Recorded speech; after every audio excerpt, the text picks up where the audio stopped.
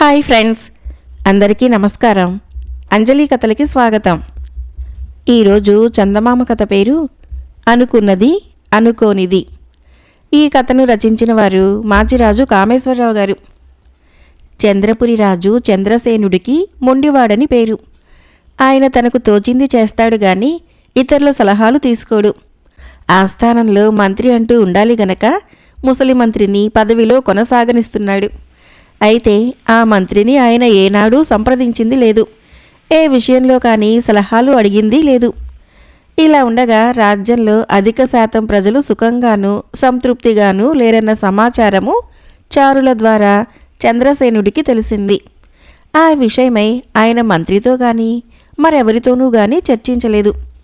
ప్రజల అసంతృప్తికి కారణము స్వయంగా తెలుసుకోవాలని ఆయన ఒకరోజు రాత్రి మారువేషంలో నగర పర్యటనకు బయలుదేరాడు. ఆయన ఒక ఇరుకు వీధి గుండా పోతూ ఒక పెంకుటింటిలో నుంచి భార్యాభర్తల సంభాషణ వినిపించి కిటికీ పక్కన దాగి విన్నాడు. 3 మాసాలుగా చూస్తున్నాను. మీరు ఎప్పుడూ విచారంగా కనిపిస్తున్నారు. కారణం ఏంటి అని భార్య భర్తని అడుగుతున్నది. ఏం చెప్పమంటావు? అనుకున్నది ఒక్కటీ జరగటం లేదు అన్నాడు భర్త. ఆ జవాబుతో ప్రజలు ఎందుకు సుఖంగా లేరో అర్థమైపోయినట్లు తోచింది చంద్రసేనుడికి. వాళ్ళు అనుకున్నవి జరగటం లేదు. అంతఃపురానికి తిరిగి వచ్చిన చంద్రసేనుడు ఆ రాత్రంతా ఆలోచించి మరునాడు కొందరిని ఏమనుకుంటున్నారో అడిగి ఆ విధంగా చేసి వాళ్ళు ఆనందపడుతున్నారో లేదో గమనించాలని నిశ్చయించుకున్నాడు. మర్నాడు ఉదయము చంద్రసేనుడు స్నానం ముగించి వచ్చేసరికి సేవకుడు వెండి లోటాలో పాలు తీసుకొని వచ్చి ఆయనకు అందించాడు. అయితే ఇచ్చే ముందు వాడు సరిగ్గా చూసినట్టు లేదు. పాలు విరిగిపోయి ఉన్నాయి. ఆలస్యంగా విషయం గ్రహించిన సేవకుడు హడలిపోయాడు. చంద్రసేనుడు వాడి ముఖంలోకి సూటిగా చూస్తూ, ఇప్పుడు నువ్వు మనసులో ఏమనుకుంటున్నావో చెప్పు. నిజమే చెప్పాలి సుమా అన్నాడు. వేడి పాలు మొహాన కొడతారేమో అని అనుకుంటున్నాను మహారాజా అన్నాడు వాడు. వాడు అనుకున్నది చేశాడు చంద్రసేనుడు. సేవకుడు రోదిస్తూ వెళ్ళిపోయాడు. ఆ రోజు సభలో ఒక చిల్లర దొంగను ప్రవేశపెట్టారు. అతడి నేరం రుజువైంది. చంద్రసేనుడు అతడికి శిక్ష వేయకుండా ఆనందపరచాలని, ఇప్పుడు నేనేం చేస్తానని భావిస్తున్నావు? నిజం దాచకుండా చెప్పు అన్నాడు. కొరడా దెబ్బలు శిక్ష వేస్తారేమోనని భయంగా ఉంది మహారాజా అన్నాడు దొంగ. అతడికి కొరడా దెబ్బల శిక్ష విధించాడు చంద్రసేనుడు. ఆ రాత్రి మహారాణి చంద్రసేనుడికి తాంబూలమిస్తూ, ఒకసారి పుట్టింటికి వెళ్ళి మా అమ్మ నాన్నలను చూసి వస్తాను, అనుమతిస్తారు కదూ అని అడిగింది. చంద్రసేనుడు తాంబూలం సేవిస్తూ, నా నుంచి ఎలాంటి జవాబు వస్తుందని అనుకుంటున్నావు అని నవ్వుతూ అడిగాడు. మా వాళ్ళు 2 మాసాల క్రితమే వచ్చి వెళ్ళారు కాబట్టి ఇప్పుడు వద్దనే అంటారని భావిస్తున్నాను అన్నది రాణి. అవును, అదే అంటున్నాను అన్నాడు చంద్రసేనుడు. రాణి భారంగా నిట్టూర్చి పడక గదిలోకి వెళ్ళిపోయింది. చంద్రసేనుడు ఇంతవరకు జరిగిన సంఘటనలన్నీ మననం చేసుకున్నాడు. అందరూ అనుకున్నది అనుకునేటట్టుగా జరిగేలా చూశాడు. అయితే ఎవరూ ఆనందించినట్లు లేదు. అందువలన ప్రజల విచారానికి మరేదో కారణం ఉండి ఉండాలి. ఆ రాత్రి మళ్లీ మారువేషంలో నగర సంచారానికి బయలుదేరాడు చంద్రసేనుడు. ఈసారి ఒక భవనం మారు బయట పచ్చికలో కుర్చీలు వేసుకుని కబుర్లు చెప్పుకుంటున్న భార్యాభర్తల మాటలు అక్కడికి దగ్గరనే ఉన్న చెట్ల చాటున నిలబడి విన్నాడు రాజు. ఈ మధ్య మీలో మునుపటి ఉత్సాహం కనిపించడం లేదు. ఏదో పోగొట్టుకున్నట్లుగా విచారంగా ఉంటున్నారు.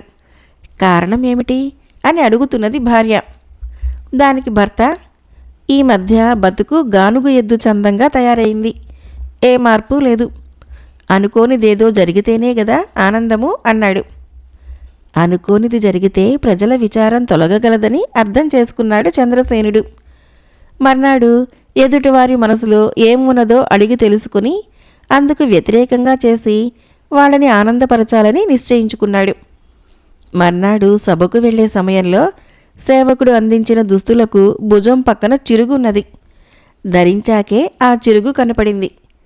సేవకుడు అదిరిపడి, క్షమించండి మహారాజా, వేరే దుస్తులు తెస్తాను అన్నాడు. ఇప్పుడు నేనేం చేస్తానని నువ్వు అనుకుంటున్నావు అని అడిగాడు చంద్రసేనుడు. నన్ను శిక్షిస్తారు. ఈ చిరుగుల దుస్తులతో సభకు మాత్రం వెళ్లరు అన్నాడు సేవకుడు. నిన్ను శిక్షించను. ఇవే దుస్తులతో సభకు వెళతాను అంటూ చంద్రసేనుడు సభకు వెళ్ళిపోయాడు.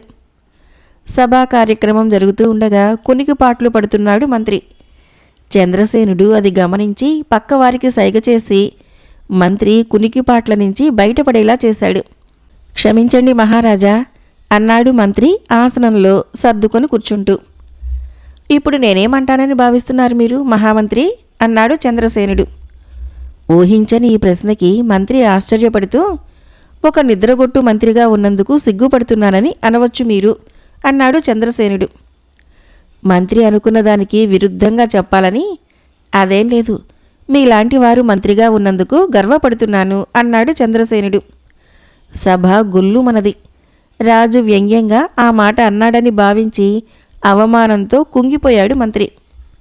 ఆ సాయంకాలము చంద్రసేనుడు ఉద్యానవనంలో విహరిస్తూ ఉండగా గాలికి ఎగిరి వచ్చి చిన్న ముళ్ళమండ ఆయన కాలికి తగిలింది. ముసలి తోటమాలి పరుగు పరుగున వచ్చి దాన్ని దూరంగా విసిరేసి, క్షమించండి మహారాజా, ఇటువంటిది మళ్ళీ జరగకుండా జాగ్రత్త పడతాను అన్నాడు వినయంగా. ఈ జరిగిపోయిన దానికి నేనేం చేయబోతున్నానని నువ్వు ఊహిస్తున్నావు అని అడిగాడు రాజు. తోటమాలి 1-2 క్షణాలు ఆలోచించి, గులాబీలు ఉన్న తోటలో ఇలాంటి ముళ్ళు ఉండటం సహజం అనుకుంటారు. ముసలివాణ్ణి కాబట్టి ఉద్యానవనంలో సరిగ్గా పని చేయలేకపోతున్నానని భావించి ఉద్యోగంలో నుంచి మాత్రము తీసివేయరు అన్నాడు. లేదు, ఆ పనే చేయబోతున్నాను. నీ స్థానంలో యువకుడొకడిని తోటమాలిగా నియమిస్తాను అంటూ చంద్రసేనుడు తోటమాలి కన్నీళ్లు పట్టించుకోకుండా భవనం కేసి నడిచాడు. ఆ రాత్రి రాణి మరొకసారి భర్త వద్ద తన పుట్టింటి ప్రయాణపు ప్రస్తావన తెచ్చింది. మా అమ్మకి ఆరోగ్యం బాగా లేనట్లు రాత్రి కల వచ్చింది. ఒకసారి వెళ్ళి చూసి వస్తాను అన్నది ఆమె. నా నుంచి ఎలాంటి జవాబు వస్తుందని అనుకుంటున్నావు అని ప్రశ్నించాడు చంద్రసేనుడు. రాణి నవ్వి, పదే పదే అడుగుతున్నానని వెళ్ళమని అంటారు అన్నది. అదేం లేదు, నువ్వు పుట్టింటికి వెళ్ళబోవటం లేదు అన్నాడు చంద్రసేనుడు. రాణి పెద్దగా నిట్టూర్చి విచారంగా శయ్యా మందిరం కేసి నడిచింది. ఆమె విచారపడటం చూశాక చంద్రసేనుడు ఆలోచనలో పడ్డాడు. అనుకోనివి జరిగినా ఎవరూ సంతోషపడినట్లు లేదు. మరి ఏం చేస్తే ప్రజలకు సుఖ సంతోషాలు లభ్యమవుతాయి? ఈ ప్రశ్నకు జవాబు దొరకక ఆ రాత్రంతా ఆయనకి నిద్ర పట్టలేదు. అర్ధరాత్రి గడిచినా ఇంకా శయ్యామందిరంలో పచార్లు చేస్తున్న భర్తను చూసి, రాణి, నిద్ర పట్టడం లేదా? ఏం ఆలోచిస్తున్నారు అని ప్రశ్నించింది. మొదటిసారిగా తన ఆలోచనల గురించి భార్యకు తెలియచేశాడు చంద్రసేనుడు. ఆయన జరిగిందంతా ఆమెకు చెప్పి, అనుకున్నవి జరిగిన వాళ్ళు ఆనందపడలేదు, అనుకోనివి జరిగినా సంతోషపడలేదు. ఇక ఈ ప్రజల విచారం ఏం చేస్తూ తొలుగుతుందో అర్థం కావటం లేదు అన్నాడు. రాణి తేలిగ్గా నవ్వేస్తూ, ఎవరైనా మనసులో అనుకున్నవి అనుకోనివి కూడా అవసరమైనవి ఆనందాన్నిచ్చేవి కాకపోవచ్చు. రాజు ప్రజలకి తండ్రి లాంటివాడు. ప్రజలకు కనీస అవసరాలు తిండి, బట్ట, నివాసము అవి అందరికీ సమకూర్చినప్పుడు చేతి నిండా పని, మనసు నిండా ఆనందం. మీరా పని చేయగలిగిన నాడు ప్రజల్లో విచారగ్రస్తులెవరూ ఉండరు అన్నది. దానితో చంద్రసేనుడికి తానింతకాలంగా పరిపాలనా విషయంలో చేస్తున్న తప్పిదమేమిటో తెలిసి వచ్చింది. తెల్లవారగానే ఆయన మంత్రిని, ఇతర ముఖ్య ఉద్యోగులని సమావేశపరిచి వాళ్లతో సంప్రదించి ప్రజలందరికీ కనీస అవసరాలు సమకూర్చగల ప్రణాళికలు తయారు చేయించాడు. ఆ తర్వాత ఏనాడు ప్రజలు సుఖంగా లేరన్న సమాచారము చారులు తీసుకుని రాలేదు. రాజ్యంలో మంత్రి పదవి కేవలము అలంకారప్రాయమన్న అపవాదు కూడా పోయింది. మరొక కథ పేరు సులేఖ పెళ్ళి. ఇది కరాళ కథ.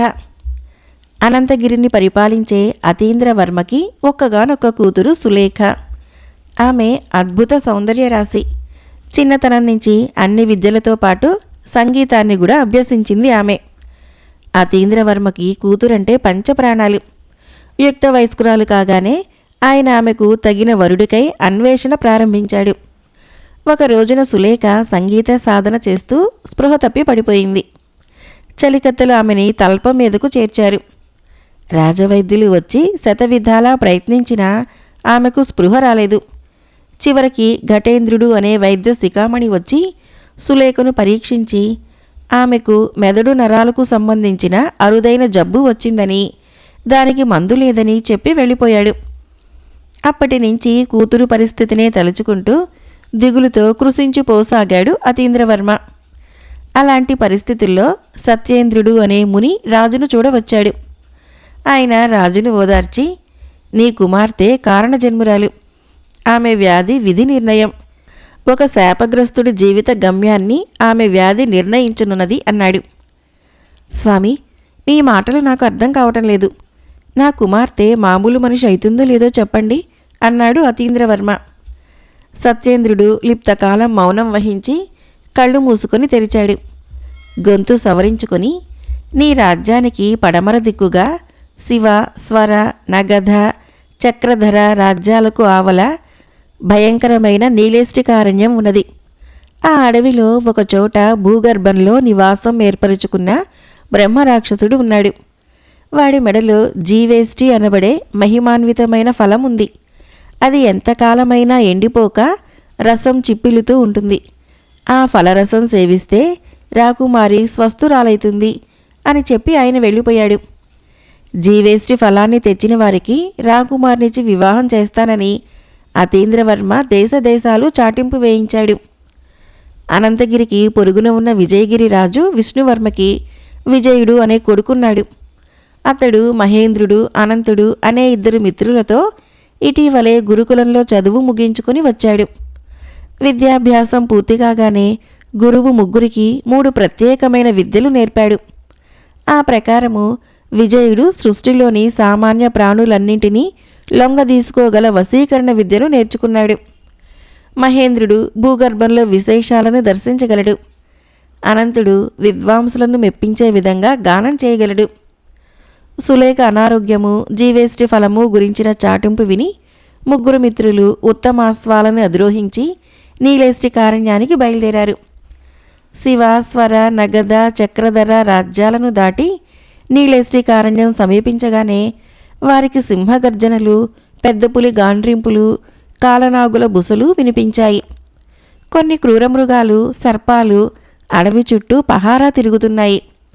విజయుడు వెంటనే వశీకరణ మంత్రాన్ని చదువుతూ అడవిలోకి ప్రవేశించాడు.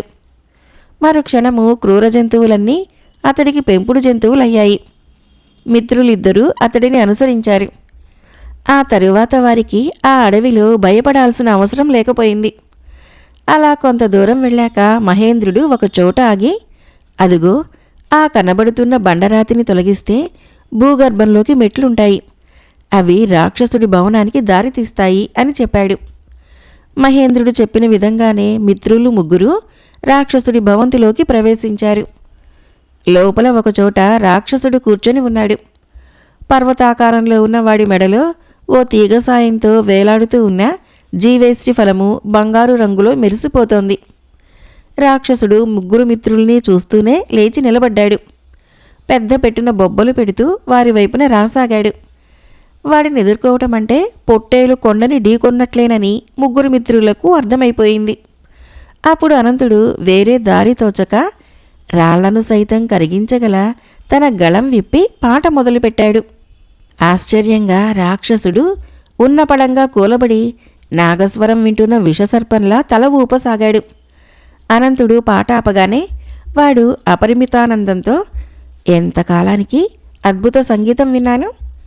మీరెవరో, ఇక్కడికి ఎలాగొచ్చారో నాకు తెలియకుండా ఉంది, కానీ నన్ను ఇంతగా సంతోషపెట్టినందుకు మీరేమడిగినా ఇస్తాను అన్నాడు. మిత్రులు వాడిని జీవేష్టి ఫలం ఇవ్వమన్నారు. రాక్షసుడు కిమ్మనకుండా వారికి ఆ ఫలాన్ని అందజేసి వెంటనే నిర్జీవంగా నేలకూలాడు. అప్పుడు వాడిలో నుంచి ఒక మనిషి వచ్చి తన పేరు కల్హనుడు అని చెప్పి తన కథను వివరించాడు. కల్హనుడు రత్నాకరుడు, సత్యేంద్రుడు అనే మునికి శిష్యులు. ఆయన వారిని గొప్ప సంగీత విద్వాంసులుగా తీర్చిదిద్దాక ఇద్దరికీ చెరో అద్భుత శక్తిని ప్రసాదించాడు. ఆయన కల్హనుడికి ఒక బరిణెనిచ్చాడు. తలచుకున్నప్పుడల్లా అందులోకి 3 గుళికలు వస్తాయి. వాటిని రోజుకొకటి చొప్పున సేవిస్తే మోగవారికి మాట వస్తుంది. పొరపాటున ఒకేసారి 3 గుళికలు సేవిస్తే ఉన్నమాట కర్ణ కఠోరంగా తయారైతుంది. అదేవిధంగా గురువు రత్నాకరుడికి దుష్టులను శిక్షించడానికి శపించే శక్తిని ఇచ్చాడు. మీ విద్యలని మీరు లోక కళ్యాణానికి మాత్రమే ఉపయోగించాలి సుమా అని సత్యేంద్రుడు శిష్యుల్ని మరీ మరీ హెచ్చరించి వీడ్కోలు చెప్పాడు. గురుకులం విడిచిపెట్టాక కల్హనుడు, రత్నాకరుడు ఆ దేశపు రాజధానికి బయలుదేరారు. అక్కడ రాజాస్థానంలో ఆస్థాన సంగీత విద్వాంసుడి నియామకం జరుగుతున్నది. అప్పుడు కల్హనుడిలో దురాలోచన పుట్టింది. రత్నాకరుడు సంగీత విద్యలో అన్ని విధాలా తనతో సమానుడు. జయాపజయాలు దైవాధీనాలు కాబట్టి అదృష్టం ఎవరిని వరిస్తుందో చెప్పలేము కదా. ఉన్నదేమో ఒక్కటే పదవి. అందుకని వాడు తన బరిణెలోని 3 గుళికలను మంచినీటిలో కలిపి తెలియకుండా ఆ నీటిని రత్నాకరుడి చేత తాగించాడు. వెంటనే రత్నాకరుడి గొంతు కర్ణ కఠోరంగా మారిపోయింది. జరిగిందేమిటో రత్నాకరుడు గ్రహించాడు. వాడు కోపంగా, మూర్ఖుడా, లోక కళ్యాణానికి ఉపయోగించాల్సిన శక్తిని స్వార్థానికి ఉపయోగిస్తావా? ఇందుకు ప్రతిఫలంగా అనుభవించక తప్పదు. నువ్వు బ్రహ్మరాక్షసుడివైపోతావు అంటూ కర్ణ కఠోరమైన గొంతుతో శపించాడు. అంతేకాదు, నా గానము, స్వరము, ప్రతిభ, వెలుగు చూడకుండా చేసిన దుష్టుడివి. కాబట్టి నీవు సూర్యుని వెలుగును చూసిన వెంటనే నీ మెదడులోని నరాలు నిర్జీవమై క్రమంగా ప్రాణాలు కోల్పోతావు. అందుకని బ్రతుకు మీద ఆశ ఉంటే ఇక చీకటినే ఆశ్రయించు అనేసి అక్కడి నుంచి వెళ్ళిపోయాడు. అప్పటికే కల్హనుడు బ్రహ్మరాక్షసుడిగా మారిపోయాడు.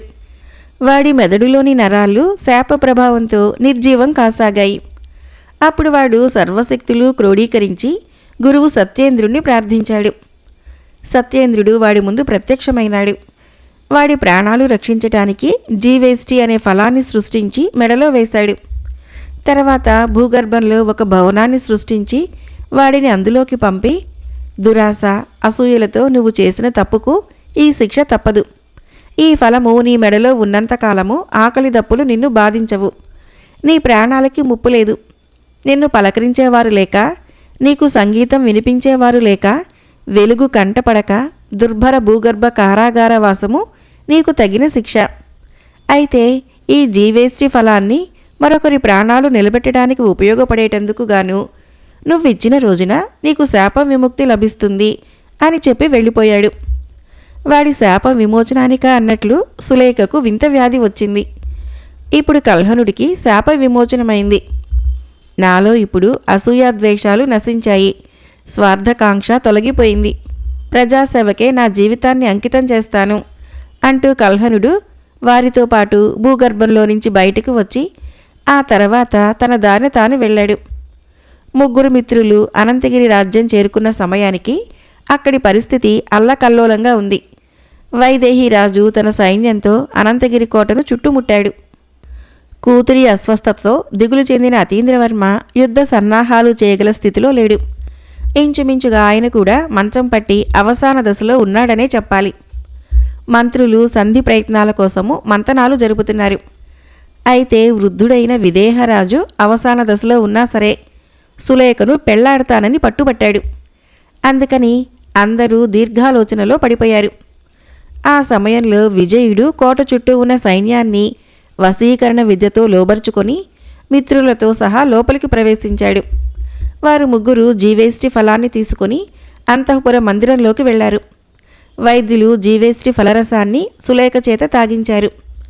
ఆమె అంతసేపు నిద్రపోతున్న దానిలా చప్పున లేచి కూర్చుంది.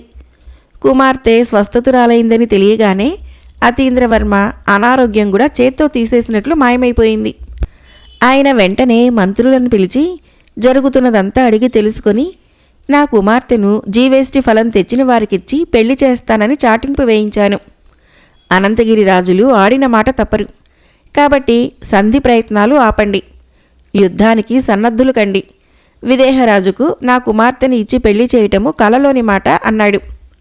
అందుకు మంత్రులు, ప్రభు, జీవేష్టి ఫలాన్ని 3 యువకులు కలిసి సాధించారు.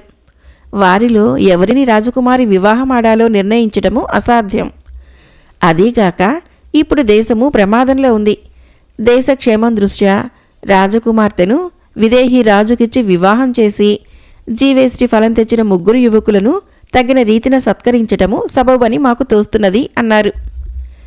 అతీంద్రవర్మ దీర్ఘాలోచనలో పడి, దేశక్షేమము నా సమస్య, వివాహము సులేఖ సమస్య, దీనిని ఆమెనే పరిష్కరించుకోమనటము సబబు అన్నాడు చివరికి. సులేఖ తన ప్రాణదాతలైన ఆ ముగ్గురు యువకులని సమ్ముఖానికి పిలిపించుకొని వివాహం విషయంలో వారి అభిప్రాయాలను అడిగింది. తమలో ఏ ఒక్కరిని వివాహం చేసుకున్నా ఆమె నిర్ణయాన్ని గౌరవిస్తామని ముగ్గురు మిత్రులు చెప్పాక ఆమె విజయుణ్ణి వివాహం చేసుకుంది. కరాళుడు ఇంతవరకే కథను చెప్పి, విజయుడి కంటే మహేంద్ర అనంతులకున్న శక్తులు గొప్పవి, కానీ విజయుడు రాజకుమారుడు కదా అని యువరాణి జాతి పక్షపాతం చూపించింది. అంతేకాదు, విదేహరాజును కాదని ఆమె రాజ్యానికే ప్రమాదం తెచ్చిపెట్టింది. అటువంటి స్వార్థపరురాలి కోసము ప్రాణాలకు తెగించి జీవేష్టి ఫలాన్ని సాధించుకొని వచ్చిన ముగ్గురు మిత్రులు ముగ్గురు మూర్ఖులని నాకు తోస్తున్నది. కల్హనుడి శాప విమోచనానికి ఆ స్వార్థపరురాలిని మూర్ఖులని నిర్దేశించిన సత్యేంద్రముని ఆశయము అసందర్భంగా నాకు తోస్తున్నది. ఇదంతా ఇలా ఎందుకు జరిగిందో నాకు అర్థం కాకుండా ఉన్నది. తెలిసి కూడా నాకు వివరించలేకపోయావో ఓ సవిత్వక మహారాజా, ఈ క్షణం నుంచి నీవు నాకు బానిసవు అన్నాడు. దీనికి సవిత్వకుడు, సులేఖ దేశక్షేమాన్ని కోరే విజయుణ్ణి పెళ్లి చేసుకుంది. రాక్షసుల్ని రాక్షస గృహాల్ని కనుక్కోగల అపూర్వ శక్తుల కంటే సామాన్య ప్రాణుల్ని వశపరుచుకోగల విజయుడి వల్లనే దేశానికి ప్రయోజనము. కోట చుట్టూ ఉన్న సైన్యాన్ని వశపరుచుకొని కోటలో ప్రవేశించగల విజయుడు రాజైతే దేశానికి శత్రుభయం ఉండదు కదా. అందుకే అన్ని విధాలా సులేఖ చేసిందే సబబు అన్నాడు. అది సరైన సమాధానం కావటం చేత సవిత్వకుడికి ఎదురుగా ఉన్న కన్యపైన కరాళుడి ప్రభావం నశించి ఆ యువతి జింకగా మారి అడవిలోకి పరుగు తీసింది. ఈ కథకు ఆధారము డికే చదువుల బాబుగారు. మరొక కథ పేరు పాము మంత్రం. ఈ కథను రచించిన వారు డాక్టర్ సుబ్బలక్ష్మి గారు. తిమ్మాపురం అనే గ్రామంలో పుల్లయ్య అనే చిన్న రైతు ఉండేవాడు. అతడు ఉన్న కొద్దిపాటి పొలాన్ని సాగు చేసుకుంటూ తృప్తిగా కాలం గడుపుతుండేవాడు. అతడికి ఎన్నో ఏళ్లుగా పాము మంత్రం నేర్చుకోవాలనే కోరిక ఉన్నది. ఎందరినో అడిగాడు కానీ ఎవరూ పాము మంత్రం నేర్పేవాళ్లు దొరకలేదు. ఒకసారి పుల్లయ్య పొరుగురు బంధువు ఇంటికి వెళ్ళినప్పుడు ఆయన బంధువుని, నాకు పాము మంత్రం నేర్చుకోవాలని ఉన్నది, మీ ఊళ్ళో పాము మంత్రం నేర్పేవాళ్ళు ఎవరైనా ఉన్నారా అని అడిగాడు. మా ఊళ్ళోనే కాదు, చుట్టుపక్కల ఊర్లలో కూడా పాము మంత్రం తెలిసిన వాళ్ళెవ్వరూ ఉన్నారనుకోను. అలాంటి మంత్రము బైరాగులు సన్యాసులు మాత్రమే నేర్చి ఉంటారు అన్నాడు బంధువు. ఆనాటి నుంచి పుల్లయ్య ఏ బైరాగో సన్యాసో కనపడితే అతడి దగ్గర పాము మంత్రం నేర్చుకోవాలని ఎదురు చూస్తున్నాడు. ఇలా ఉండగా పుల్లయ్య ఒక ఏడు తన పొలంలో జొన్న పంట వేశాడు. జొన్న చేను బాగా ఏపుగా పెరిగి కంకులతో నేత్రానందంగా ఉన్నది.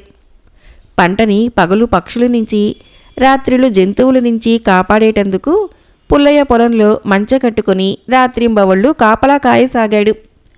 ఒకనాడు కనుచీకటి పడే సమయంలో బైరాగుల తండా ఒకటి తన పొలం వైపుగా రావటం చూశాడు. ఎంతో కాలంగా ఉన్న తన కోరిక నెరవేరే సమయం వచ్చిందనుకుంటూ పుల్లయ్య పట్టరాని ఆనందంతో ఆ బైరాగులకు ఎదురుగా వెళ్ళి వాళ్లలో ఒడ్డు పొడుగు నల్లటి బారెడు గడ్డము ఉన్న బైరాగికి వంగి నమస్కరించి తనకు పాము మంత్రం నేర్పవలసిందిగా కోరాడు. బైరాగి పుల్లయ్యకేసి ఒకసారి పరీక్షగా చూసి, పాము మంత్రము సూర్యోదయ సమయంలోనో లేక మిట్ట మధ్యాహ్నం వేళ నేర్చుకుంటేనే ఫలిస్తుంది. ఇప్పుడు చీకటి పడబోతున్నది, ఇది తగిన సమయం కాదు. ఈ రాత్రికి నీ చేలో మమ్మల్ని ఉండనిస్తే రేపు ఉదయాన్నే మంత్రం నేర్పుతాను అన్నాడు. పుల్లయ్య సంతోషంగా అందుకు ఒప్పుకొని బైరాగులందరినీ తన చేనిలోకి ఆహ్వానించాడు. వాళ్ళు ఏవో తత్వాలు పాడుకుంటూ జొన్న కంకులు విరిచి తిన్నన్ని తిని చేనంతా చిందరవందర చేసి హాయిగా నిద్రపోయారు. పుల్లయ్య తన పంట చేనుకు కలిగిన నష్టానికి ఏమాత్రమూ విచారించలేదు. పైగా పాము మంత్రం నేర్చుకోబోతున్నాననే సంతోషంతో రాత్రంతా నిద్రపోకుండానే హాయిగా గడిపేశాడు. తెల్లవారుతూనే బైరాగులందరూ నిద్రలేచి బిలబిలామంటూ ప్రయాణం ప్రారంభించారు. అది చూసి పుల్లయ్య పరుగు పరుగున పోయి నల్లగడ్డం బైరాగి పాదాలపైన పడి, స్వామి, పాము మంత్రం, పాము మంత్రం అన్నాడు బిగ్గరగా.